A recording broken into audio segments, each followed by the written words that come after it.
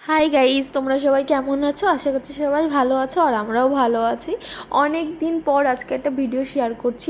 আর এই ভিডিওটা দেখে বুঝতেই পারছো যে এটা এখনকার ভিডিও না, মানে শীতকালে আর কি বলতে পারো, জানুয়ারি মাসের দিকে।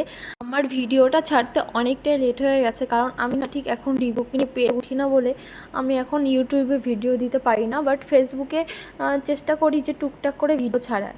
তো যাই হোক, মূল কথায় আসি। তো চলে গেছিলাম আজকে চিড়িয়াখানায়। তার আমার জানো তো কলকাতা শহরটা না ঘুরতে খুব ভালো লাগে।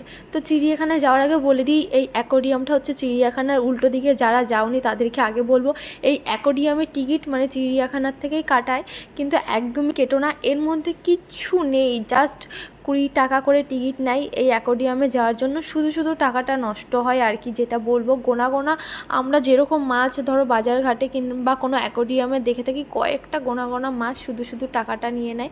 যাই হোক, চিড়িয়াখানায় ঢুকেই আমরা ফার্স্টে যেটা করলাম সেটা হচ্ছে ব্রেকফাস্টটা কমপ্লিট করে নিয়েছিলাম। বাড়ি থেকেই ব্রেকফাস্টগুলো সব আনা হয়েছিল। এখানে ছিল তোমার পরোটা, আলু ভাজা, ডিম সিদ্ধ আর ছিল মিষ্টি। সুন্দর একটা ব্রেকফাস্ট করে এখন আমরা বেরিয়ে পড়েছি, যেটা দেখার উদ্দেশ্যে আমরা এখানে এসি। আমি কলকাতায় চিড়িয়াখানায় আগে কখনো আসিনি, বাট এটা আমার প্রথমবার ছিল, আর তার সাথে আমার রিভিউরও এটা প্রথমবার। আমার বিশেষ কারণ হচ্ছে বাবুকে নিয়ে আসার, কারণ ও অ্যানিমেলস খুব খুব পছন্দ করে, যার জন্য আমাদের আশা বেশি করে। তো এই যে বাবুকে দেখিয়ে দিলাম, আর বাবু তো ভীষণ ভীষণ খুশি এতগুলো অ্যানিমেলস দেখে। ও একদম বিরক্ত করছিল না। তারপর যাই হোক, আমরা একটু ব্রেক টাইম নিয়ে আইসক্রিম খেয়ে নিলাম, তারপর আবারও চলে আসলাম। এই যে প্রথমেই দেখাই তোমাদেরকে টাইগার, আর আমি সব ভিডিও করিনি কারণ ভিডিওটা তাহলে অনেকটা বড় হয়ে যেত, তার জন্য। তো এখানে আরেকটা টাইগার তোমাকে দেখলাম যে ঘুমিয়ে আছে, পুরো ফালতু লাগছিলো, কাচের এপার ওপার অনেক দূরে, মানে ঠিক করে যেন দেখাই দিল না অ্যানিমেলসগুলো। সব থেকে আমার বেটার লেগেছে এই আউলটা।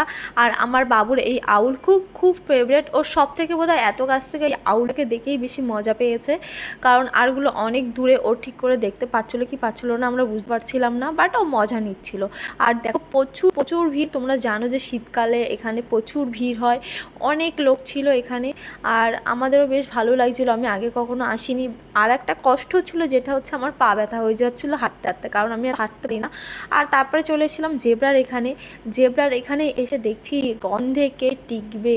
আবার এপার থেকে ওপারে তারা প্রেম করছে, বুঝতে পারছো তাদের কি অবস্থা? হ্যাঁ, কত কষ্টে তারা দিন কাটাচ্ছে, তার সঙ্গী এপারে আর ও ওপারে। তো এই যে ময়ূরটা দেখিয়ে দিলাম। ময়ূর আমার ভীষণ ভালো লাগে, কিন্তু আজ পর্যন্ত কোনোদিনও ময়ূরের মানে পেখম মেলাটা আমি পাইনি। এটা আমার খুব ইচ্ছে। তারপরে জেব্রা দেখে চলে আসলাম আবারও খাওয়া দাওয়া করতে। আর আমাদের দুপুরের লাঞ্চে ছিল তোমার হচ্ছে ভাত, শসা আর লেবু, আর তার সাথে ছিল এই যে চিকেন, আর ছিল দই মিষ্টি। আর জানো তো, সবাই মিলে যখন কোনো এরকম ঘুরতে আসা হয় আর বাড়ির থেকে রান্না বান্না করে একসাথে খাওয়া দাওয়া করা হয় না, সেটার মজাটাই আলাদা। আমার বেশ ভালো লেগেছিলো আজকের দিনটা কাটিয়ে। তারপর এই যে চলে আসলাম এই যে ফালতু 20 টাকা দামের অ্যাকোরিয়ামে, যেখানে কিচ্ছু নেই। তো আজকের ভিডিওটা এই পর্যন্তই। তোমাদের কেমন লাগলো কমেন্টে জানিও। টাটা।